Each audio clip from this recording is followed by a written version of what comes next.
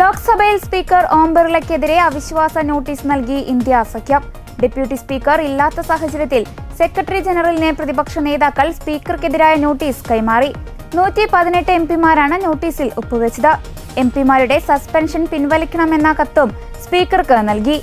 തൃണമൂൽ കോൺഗ്രസ് നോട്ടീസിൽ ഒപ്പിട്ടിട്ടില്ല. 14 ദിവസത്തിന് ശേഷമായിരിക്കും നോട്ടീസ് പരിഗണിക്കുക. ലോക്സഭാ ചരിത്രത്തിൽ ഇത് 4ാം തവണയാണ് സ്പീക്കർക്കെതിരെ അവിശ്വാസ നോട്ടീസ് നൽകുന്നത്. ഇന്ത്യ സഖ്യയോഗം ചേർന്നാണ് സ്പീക്കറെ നീക്കാനുള്ള നോട്ടീസ് നൽകാൻ തീരുമാനിച്ചത്. NDA ഭരണത്തിൽ ഇത് ആദ്യമായിട്ടാണ് സ്പീക്കർക്കെതിരെ അവിശ്വാസ നോട്ടീസ് നൽകുന്നത്. പ്രതിപക്ഷ നേതാവ് രാഹുൽ ഗാന്ധിയെ സംസാരിക്കാൻ അനുവദിക്കാത്തതിനൊപ്പം വനിതാ എംപിമാർ പ്രധാനമന്ത്രിയെ ആക്രമിക്കാൻ ശ്രമിച്ചുവെന്ന അസത്യ പ്രസ്താവന സ്പീക്കർ നടത്തിയെന്നും പ്രതിപക്ഷം കുറ്റപ്പെടുത്തുന്നു. 8 എംപിമാരെ ഈ സമ്മേളന കാലയളവ് മുഴുവൻ സസ്പെൻഡ് ചെയ്തതും പ്രതിപക്ഷത്തിന് ഉദാഹരണമായി നോട്ടീസിൽ ചൂണ്ടിക്കാട്ടുന്നുണ്ട്.